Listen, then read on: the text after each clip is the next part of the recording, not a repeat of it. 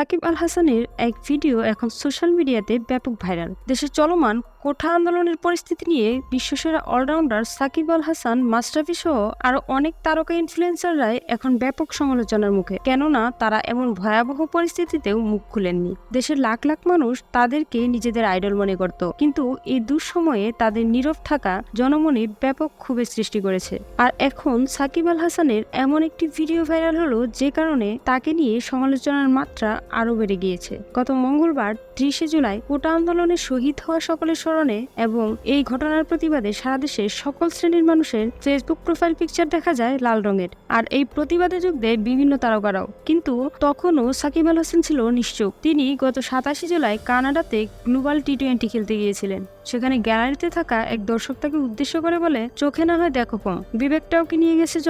সাকিব আল হাসান তখন এগিয়ে গিয়ে তাকে উল্টো প্রশ্ন করেন, আপনি দেশের জন্য কি করেছেন? তখন সেই দর্শক উত্তর দেন, আমি তো আর এমপি না, আমি আমার ফ্যামিলি দেখাশোনা করি। সাকিব আল হাসান আবারও কয়েকবার তাকে একই প্রশ্ন করেন, আপনি দেশের জন্য কি করেছেন? তখন ওই দর্শক সাকিবকে আবারও বলেন, রিজাইন করেন, নির্লজ্জ।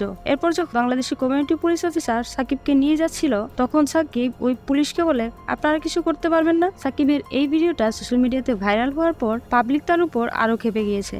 অনেকে বলছে এই লোক শুধরাবার নয়, কেউ কেউ বলছে সাকিব আল হাসানকে কিছু টাকা অফার করে দেখা যেতে পারে। টাকা পেলে তিনি হয়তো ছাত্রদের পক্ষেই বলবেন, তিনি তো আবার টাকা ছাড়া কিছুই বুঝেন না।